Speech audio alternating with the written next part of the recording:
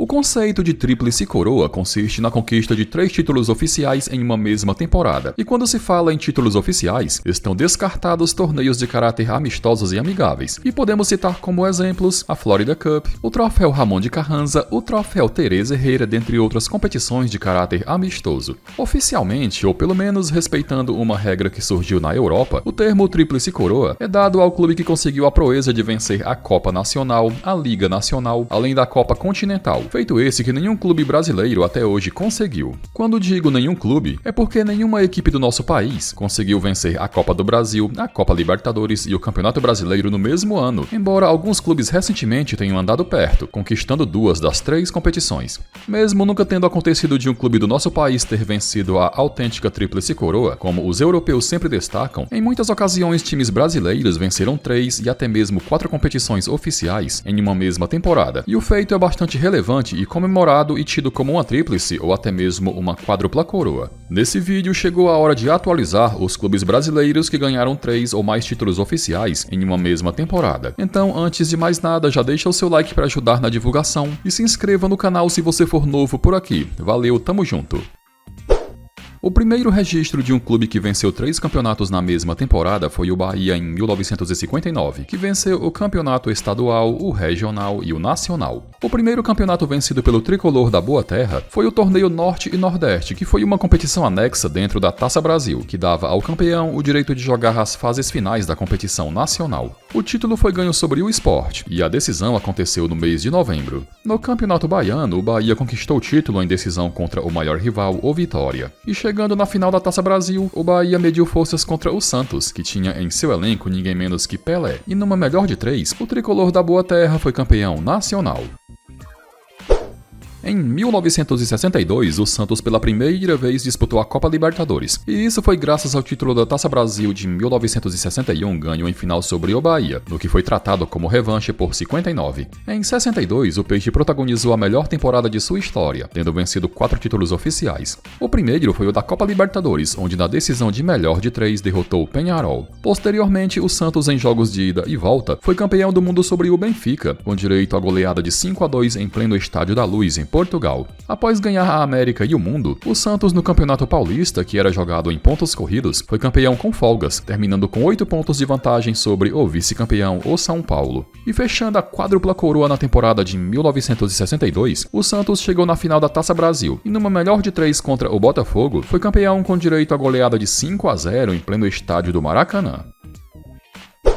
Se 1962 foi o ano espetacular na história do Santos, o clube em 63 conseguiu praticamente repetir o feito, conquistando 4 títulos oficiais. Só que ao invés de ter ganho o Campeonato Paulista, que acabou ficando com o Palmeiras, venceu no lugar o torneio Rio-São Paulo, que era uma competição tão ou até mais relevante que o Paulistão. Jogado em pontos corridos, o Santos foi campeão de forma apertada, terminando com apenas 1 ponto de vantagem em relação ao vice-campeão, o Corinthians. Novamente chegando na decisão da Copa Libertadores, o Santos foi bicampeão ao derrotar o Boca Juniors nos 2 jogos das finais. Meses depois, na decisão do Mundial Interclubes, o Santos duelou contra o Milan, e o título só foi confirmado no 3º jogo desempate realizado no Maracanã. E outra vez chegando na final da Taça Brasil, o Santos novamente mediu forças contra o Bahia, e sem grandes dificuldades foi novamente campeão vencendo os 2 jogos, um deles por 6-0 no Pacaembu.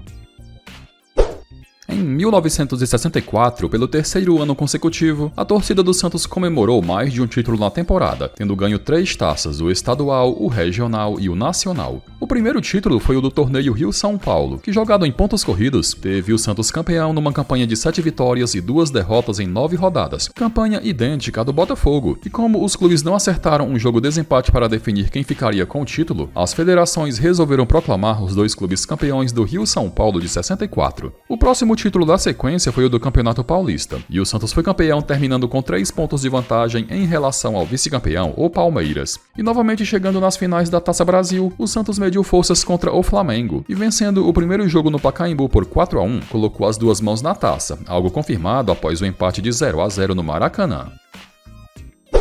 Nenhum outro time foi tão dominante na década de 60 quanto o Santos, e repetindo o que fez nas temporadas de 1962 e 63, o Peixe em 1968 também conquistou a quádrupla coroa no decorrer da temporada. O primeiro troféu foi o do Campeonato Paulista, e o Santos foi campeão com folgas, terminando com 11 pontos de vantagem em relação ao vice-campeão, o Corinthians. Em 1968, aconteceu a segunda edição do torneio Roberto Gomes Pedrosa, que anos mais tarde foi reconhecido como Campeonato Brasileiro, e com sua reta final sendo disputada em quadrangular, o Santos foi campeão, terminando com 4 pontos de vantagem sobre o vice, o Internacional. As outras duas conquistas que completaram a quádrupla coroa de 68 foram conquistas internacionais. A primeira, a da Supercopa Sul-Americana dos Campeões Intercontinentais, um triangular entre Santos, Racing e Peñarol, clubes campeões do mundo até aquele ano, e jogado em pontos corridos, teve o Santos campeão, com o Peñarol sendo o vice. Curioso como a taça dessa Supercopa Sul-Americana é quase idêntica à da Libertadores. Por ter ganho essa Supercopa, o Santos se classificou para a decisão da Recopa Intercontinental contra a Internazionale de Milão, que representou a Europa, e em final única conquistou o título vencendo por 1-0. Demorou mais de 10 anos para que um clube brasileiro ganhasse 3 títulos em uma mesma temporada, como fez o Santos na década de 60, e esse time foi o Flamengo em 1981. Campeão brasileiro de 1980, o Flamengo estreou na Libertadores em 81, e já de cara chegou na final e conquistou o título, e a decisão foi contra o Cobreloa do Chile, com o Flamengo só garantindo a taça no terceiro jogo desempate. O próximo título da sequência foi o do Campeonato Carioca, e na decisão duelou contra o Vasco, e num regulamento digno de Campeonato Carioca, o Flamengo foi campeão, mesmo perdendo 2 dos 3 jogos das finais, mas isso se deve ao fato do Flamengo ter vencido 2 dos 3 turnos do campeonato, levando isso como vantagem. E uma semana após ser campeão carioca, o Flamengo foi até Tóquio, no Japão, disputar a decisão do Mundial Interclubes contra o Liverpool, e dando show foi campeão do mundo ao vencer por 3-0. Em 1992, o São Paulo deu início a uma dinastia continental, conquistando vários títulos de caráter internacional sob o comando do técnico Tele Santana. Naquele ano, o tricolor alcançou sua primeira tríplice coroa, vencendo o estadual, o continental e o mundial. A primeira taça na temporada foi a da Copa Libertadores, e com a decisão sendo jogada no dia 17 de junho no Morumbi, o São Paulo foi campeão nos pênaltis sobre o Newell's Old Boys. No dia 13 de dezembro, o tricolor foi até Tóquio, no Japão, duelar contra o Barcelona pelo título do Mundial Interclubes, e de virada com 2 gols de Raí foi pela primeira vez campeão do mundo. E uma semana após retornar do Japão, o São Paulo disputou o segundo jogo da final do Campeonato Paulista contra o Palmeiras, e tendo vencido o primeiro por 4-2, confirmou a taça ao novamente vencer por 2-1 no Morumbi. 1993 foi o ano de reconstrução do Palmeiras, que recém havia firmado parceria multimilionária com a Parmalat, que se resultou na contratação de grandes e badalados jogadores. O Verdão não ganhava absolutamente nada, nem sequer um estadual, já fazia 17 anos, tendo sido campeão de alguma coisa pela última vez em 1976. Para acabar de vez com a seca, o Verdão conquistou não só um, mas 3 títulos na temporada, a começar pelo Campeonato Paulista, ganho sobre o Corinthians, com direito à goleada de 4-0 no segundo jogo da final. Meses depois, o torneio Rio-São Paulo esteve de volta após longos anos de inatividade, e chegando na final, o Palmeiras foi campeão e outra vez tendo como vice o Corinthians. E na disputa do Campeonato Brasileiro, o timaço comandado por Vanderlei Luxemburgo chegou na final com absurdo favoritismo, já que do outro lado estava o jovem time do Vitória, com o Verdão sendo campeão vencendo os 2 jogos. O São Paulo, em 1993, alcançou um feito único e jamais repetido por nenhum outro clube no futebol brasileiro e até mesmo mundial, que foi ter ganho 4 títulos de caráter internacional na mesma temporada. A primeira taça ganha pelo tricolor em 93 foi o bicampeonato da Copa Libertadores, e na decisão mediu forças contra a Universidade Católica do Chile, que logo no primeiro jogo da final no Morumbi perdeu de 5-1. Como venceu a Libertadores de 92, o São Paulo se classificou para a Recopa Sul-Americana de 93, e o adversário foi o Cruzeiro, que havia vencido a Supercopa. E após 2 empates de 0-0, o título foi ganho após disputa de pênaltis no Mineirão. A Supercopa Libertadores era toda jogada no segundo semestre, e o São Paulo levou a sério e chegou na final, onde após 2 empates contra o Flamengo foi campeão nos pênaltis no Morumbi. E de volta a Tóquio, o São Paulo, em jogaço para lá de movimentado contra o Milan, foi bicampeão mundial ao vencer por 3-2. O Grêmio, em meados dos anos 90, foi um dos times mais fortes e dominantes do futebol brasileiro, conquistando títulos nacionais e internacionais. Em 1995, o tricolor ganhou 3 taças ao longo da temporada. Campeão da Copa do Brasil de 94, o Grêmio foi até o Japão para disputar a decisão da Copa Sanvanbank, uma Copa organizada em parceria pela Federação Japonesa e a CBF, que recebeu até um carinhoso codinome de Copa da Amizade, e o adversário do Grêmio foi o Verde Kawasaki, então campeão japonês, com o Grêmio ficando com a taça após vencer por 2-1. Na disputa do Campeonato Gaúcho, o Imortal foi campeão sobre o maior rival, o Internacional, com placar de 3-2 no agregado. E na disputa da Copa Libertadores, o Grêmio, chegando na final, mediu forças contra o Atlético Nacional da Colômbia do goleiro René Higuita, e o título veio com 4-2 no placar agregado. O Grêmio, em 1996, repetiu a façanha do ano anterior, que foi de comemorar 3 títulos ao longo da temporada, só que um deles foi um título nacional. Como venceu a Copa Libertadores em 95, o Grêmio se classificou para a disputa da Recopa Sul-Americana, que em 96 foi jogada em partida única no Japão, e o adversário que levou uma goleada de 4-1 na final foi o Independiente da Argentina, que havia sido campeão da Supercopa Libertadores. Na disputa do Campeonato Gaúcho, o Grêmio chegou novamente na final, e o adversário foi o Juventude, e o título veio com extrema facilidade, já que o Grêmio venceu os 2 jogos, com o agregado ficando 7-0. E na disputa do Campeonato Brasileiro, o Grêmio, chegando na final, mediu forças contra a Portuguesa, e com placar agregado ficando 2-2, com cada clube vencendo um jogo por 2-0, o Grêmio foi campeão no critério de desempate por ter feito melhor campanha na fase classificatória em relação à Portuguesa.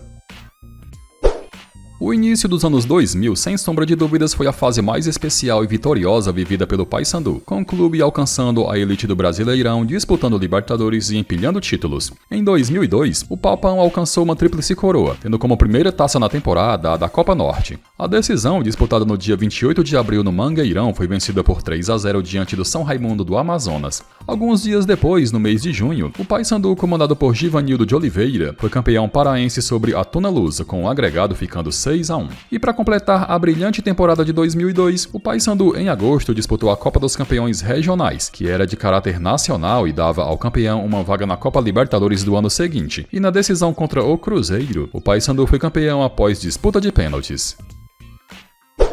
O Cruzeiro, em 2003, comandado pelo técnico Vanderlei Luxemburgo, fez a melhor temporada de sua centenária história, conquistando 3 dos 4 campeonatos que disputou, só passando em branco na disputa da Copa Sul-Americana. O primeiro troféu da sua tríplice coroa foi o do Campeonato Mineiro, que, jogado em pontos corridos, foi ganho de maneira invicta numa campanha de 10 vitórias e 2 empates em 12 rodadas. No meio do ano, o clube chegou na final da Copa do Brasil, e o adversário foi o Flamengo, com o Cruzeiro sendo campeão invicto com 4-2 no placar agregado. E na disputa do Campeonato Brasileiro, que em 2003 estreou os pontos corridos, o Cabuloso, com muita regularidade, foi campeão somando 100 pontos em 46 rodadas, numa campanha de 31 vitórias, 7 empates e 8 derrotas, terminando com 13 pontos de vantagem sobre o vice-campeão, o Santos. O São Paulo, nos anos 2000, fazia jus ao apelido de soberano. Afinal de contas, o tricolor se tornou o primeiro tricampeão da Libertadores e do mundo em nosso país, além de ter empilhado em sequência títulos do Campeonato Brasileiro. Em 2005, São Paulo alcançou mais uma tríplice coroa, e o primeiro título da temporada foi o do Campeonato Paulista, que, jogado em pontos corridos, teve o tricolor terminando com 8 pontos de vantagem sobre o vice-campeão, o Corinthians. Na Copa Libertadores, o São Paulo chegou na decisão com muita facilidade, perdendo apenas um jogo durante a campanha, e goleando o Atlético Paranaense por 4-0 no Morumbi, foi tricampeão da América. E em dezembro, na disputa do Mundial de Clubes, o tricolor mediu forças na final contra o Liverpool, que estava a 11 jogos sem perder e ainda por cima sem sofrer um mísero gol nessa sequência. Mas em gol de Mineiro, após assistência de Aloysio Chulapa, o São Paulo quebrou a invencibilidade dos ingleses e foi tricampeão mundial. Embora a Recopa Sul-Americana seja jogada no ano seguinte, ela, entre aspas, ainda faz parte da temporada anterior, pois reúne em sua final os campeões das 2 principais competições que a Conmebol organiza atualmente, sendo elas a Copa Sul-Americana e a Copa Libertadores. Se um clube vence a Copa Libertadores, depois o Mundial, e em sequência vence também a Recopa Sul-Americana, ele conquista a tríplice coroa internacional, algo muito difícil de alcançar pela dificuldade atual em vencer o Mundial de Clubes. E aplicada essa regra, alguns clubes do Brasil conseguiram esse feito, sendo eles o Internacional entre 2006 e 2007 e o Corinthians entre 2012 e 2013. O São Paulo, lá na década de 90, também conquistou seguidamente e em 2 ocasiões Libertadores, Mundial e Recopa. Porém, como já mostrado no vídeo, a Recopa foi atrelada a outro conjunto de títulos do tricolor. A tríplice coroa internacional do Inter de Porto Alegre teve início com a conquista da Copa Libertadores e na decisão, com 4-3 no agregado, levou a melhor sobre o São Paulo. Em dezembro, em Yokohama, no Japão, o Internacional foi campeão do mundo sobre o Barcelona de Ronaldinho Gaúcho. E em 2007, na decisão da Recopa Sul-Americana, o Inter mediu forças contra o Pachuca do México, que havia vencido a Copa Sul-Americana de 2006, e goleando por 4-0 no Beira-Rio, alcançou a tríplice coroa internacional. O Corinthians, entre 2012 e 2013, repetiu a façanha do Internacional e também do São Paulo lá nos anos 90 e conquistou seguidamente a Copa Libertadores, o Mundial de Clubes e a Recopa Sul-Americana, alcançando a tríplice coroa internacional. A Copa Libertadores foi ganha de maneira invicta em final diante do Boca Juniors, e o grande herói foi Emerson Sheik, autor dos gols da vitória de 2-0 no Pacaembu. No Mundial de Clubes, contando com a absurda atuação do goleiro Cássio e com um gol salvador de Paulo Guerreiro, o Timão foi campeão do mundo sobre o Chelsea. E na Recopa Sul-Americana, o Timão duelou contra o rival São Paulo, que havia conquistado a Copa Sul-Americana em 2012, e vencendo os 2 jogos, o primeiro no Morumbi por 2-1 e o segundo no Pacaembu por 2-0, confirmou a tríplice coroa internacional. O Atlético Paranaense ali pelos anos 2010 era um time enjoado que incomodava os grandes do eixo, tendo conquistado títulos grandes e importantes. O Furacão em 2019 viveu um dos anos mais vitoriosos de sua história, tendo levantado 3 taças. A primeira foi a do Campeonato Paranaense e na decisão o adversário superado foi o Toledo. Campeão da Sul-Americana de 2018, o Atlético em 2019 ganhou o direito de disputar a Copa Levain, antiga Copa Suruga Bank, que mudou de nome por questões de patrocínio, e duelando na final contra o campeão da Copa da Liga Japonesa, sendo ele o Shannon Belmar, foi campeão com muita facilidade, goleando por 4-0. E para finalizar, o título mais importante da temporada foi o da Copa do Brasil, e na decisão o Atlético derrotou o Internacional nos 2 jogos, com o agregado ficando 3-1. Após iniciar sua reestruturação financeira em 2013, o Flamengo por anos esperava um ano mágico onde pudesse conquistar grandes títulos como o Campeonato Brasileiro e a Copa Libertadores. E de uma vez só, esse ano mágico aconteceu em 2019, com o Mengo arrastando as 2 competições. Inicialmente, o Flamengo foi campeão carioca e, na decisão, vencendo os 2 jogos, superou o Vasco da Gama. O treinador no título carioca foi Abel Braga. Com Abel Braga deixando o clube e com Jorge Jesus assumindo, o Flamengo, em novembro, voltou a ser campeão da Copa Libertadores após 38 anos e, na decisão de forma espetacular, foi campeão de virada sobre o River Plate. E no mesmo final de semana, e sem precisar entrar em campo, o Flamengo foi campeão brasileiro por antecipação. E ao final do campeonato, terminou com 16 pontos de vantagem sobre o vice-campeão, o Santos. A atípica temporada de 2020 influenciou na vida de todos os clubes não só do Brasil, mas do mundo. E isso por conta da pandemia da Covid-19, com alguns campeonatos chegando a invadir o calendário de 2021. Mas mesmo com tudo isso acontecendo, o Flamengo fez uma temporada de respeito e conquistou 4 títulos. O que abriu a quádrupla coroa foi o da Supercopa do Brasil, que após muitos anos foi resgatada pela CBF, e na decisão o Mengo derrotou o Atlético Paranaense por 3-0. Dias depois, na decisão da Recopa Sul-Americana, o Flamengo derrotou o Independiente Del Valle com placar agregado ficando 5-2. Na decisão do Campeonato Carioca, o Flamengo duelou contra o Fluminense e o título foi ganho vencendo os 2 jogos. Essas 3 taças foram todas com Jorge Jesus no comando. E o 4º título na temporada foi o do Campeonato Brasileiro. Título esse ganho de forma apertada e com grande ajuda do Corinthians, que na última rodada segurou o Internacional e ajudou o Flamengo de Rogério Ceni, que terminou 1 ponto à frente na tabela. O Palmeiras em 2020 sofreu dos mesmos problemas que o Flamengo na temporada, já que a pandemia acabou atrasando o calendário e o planejamento do clube, mas se superando conquistou uma tríplice coroa. A primeira taça foi a do Campeonato Paulista, título esse que não vencia desde 2008, e na decisão derrotou o Corinthians. O técnico na conquista estadual foi Vanderlei Luxemburgo. Com Luxemburgo acumulando resultados ruins, ele acabou demitido, e em seu lugar entrou Abel Ferreira, e rapidamente implantando seu trabalho, o português conduziu o Verdão ao título da Copa Libertadores em final ganha sobre o Santos no Maracanã. E alguns dias depois, chegando na final da Copa do Brasil, o 3º título na temporada foi ganho sobre o Grêmio, com o Palmeiras vencendo o primeiro jogo em Porto Alegre por 1-0 e o segundo em São Paulo por 2-0. Não existiu time tão regular e dominante no futebol brasileiro quanto o Atlético Mineiro em 2021. E o Galo foi o clube que mais andou perto de conquistar a autêntica tríplice coroa, já que por um detalhe não chegou na final da Copa Libertadores. E o detalhe foi o bendito critério do gol marcado fora de casa. O Galo repetiu a façanha do maior rival Cruzeiro de 2003 e no Campeonato Mineiro foi campeão sobre o América com os 2 jogos das finais terminando 0-0, mas com o Atlético sendo campeão por ter feito melhor campanha na primeira fase. No Campeonato Brasileiro, o Atlético protagonizou a segunda melhor campanha dos pontos corridos com 20 clubes, já que somou 84 pontos, 13 a mais que o vice, o Flamengo. E na decisão da Copa do Brasil, o Atlético duelou contra o Xará Paranaense e com muita facilidade foi campeão com direito à goleada de 4-0 no primeiro jogo no Mineirão. Para muitas pessoas, a melhor versão do Palmeiras de Abel Ferreira foi a de 2022, com o time jogando muita bola e entrando forte em todos os campeonatos que disputou. Outra vez, o Verdão conquistou 3 títulos durante a temporada, e o primeiro foi o da Recopa Sul-Americana sobre o Atlético Paranaense, com placar agregado ficando 4-2. No Campeonato Paulista, o adversário do Palmeiras na final foi o São Paulo, que de forma surpreendente venceu o primeiro jogo no Morumbi por 3-1, mas na volta no Allianz Parque o Verdão se superou e ficou com a taça goleando por 4-0. E na disputa do Campeonato Brasileiro, Abel Ferreira e o Palmeiras levaram a sério desde o início e foram campeões com sobras, terminando com 8 pontos de vantagem sobre o vice-campeão, o Internacional. Vale também destacar que o Palmeiras sofreu apenas 3 derrotas durante todo o campeonato, uma delas com o time reserva na última rodada diante do Inter, sendo até hoje o time que menos sofreu derrotas em uma edição dos pontos corridos. O Palmeiras em 2023 teve uma temporada cheia de altos e baixos, amargando eliminações dolorosas na Copa do Brasil e Libertadores, mas ainda assim pôde dar de presente para a torcida mais 3 títulos para a galeria. A primeira taça foi a da Supercopa do Brasil, e na decisão para lá de movimentada, o Verdão foi campeão em cima do Flamengo após vitória de 4-3. No Campeonato Paulista, o Palmeiras duelou contra a Zebraça Água Santa, que de forma surpreendente venceu o primeiro jogo por 2-1, mas na volta no Allianz Parque não sustentou a vantagem e foi goleado por 4-0.